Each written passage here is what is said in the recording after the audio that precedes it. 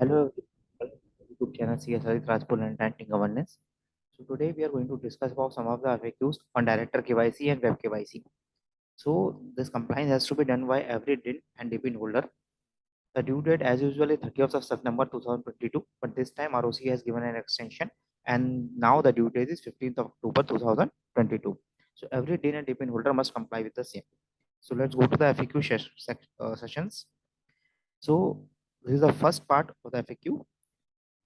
So if you're going through the queries, the first question is what is the due date for filing director DI-3 KYC and Web KYC? For both of these, the due date is as usual 30th of September of every year, but this time ROC has given an extension and the due date is extended till 15th of October 2022.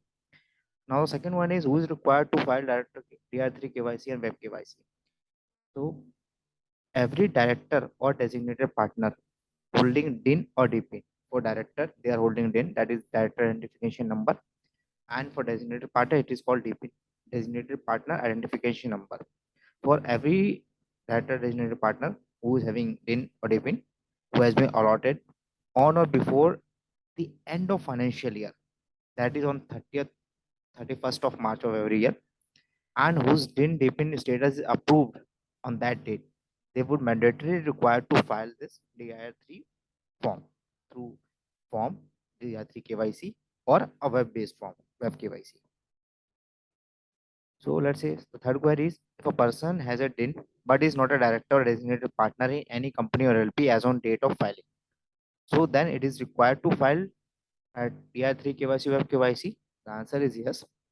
All DPIN and DIN holder who are having allotted a valid DIN, they are required to file their KYC form or Web KYC form on ROC with the ROC. The fourth question is whether the multiple filing of form DIR-3 KYC is allowed. So the system will not allow multiple filing of DIR-3 KYC for an applicant. In case KYC is already filed for a DIN and such DIN is entered again, then the system will throw the automatic error that the form is already filed for this DIN. Why DIN? Reference number so and so.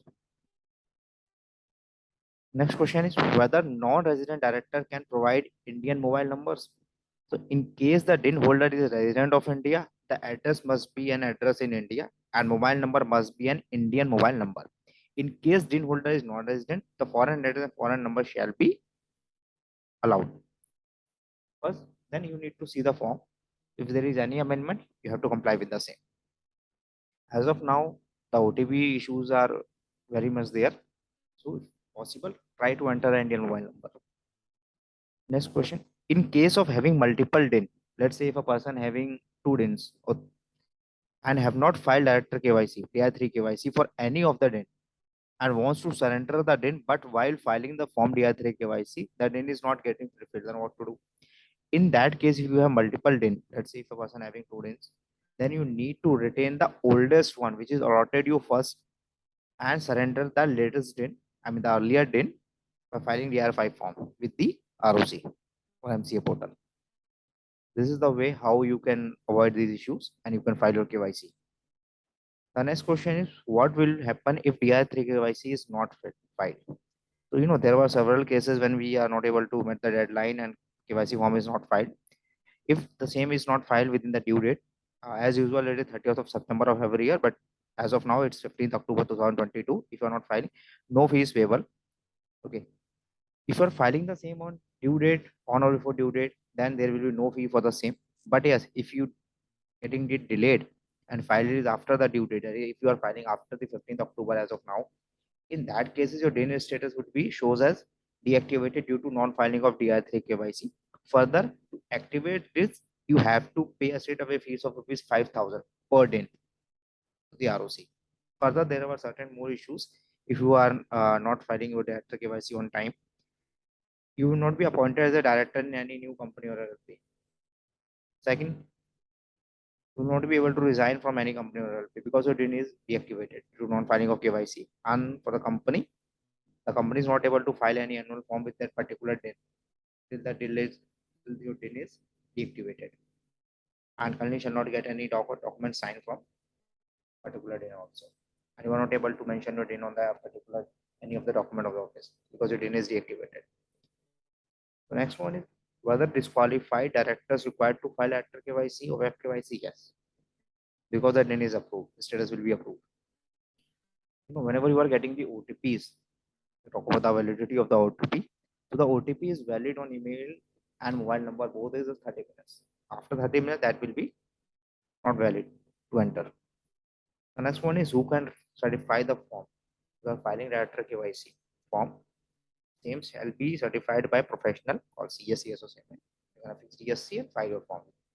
If you're filing for the first time, you have to file KYC through form.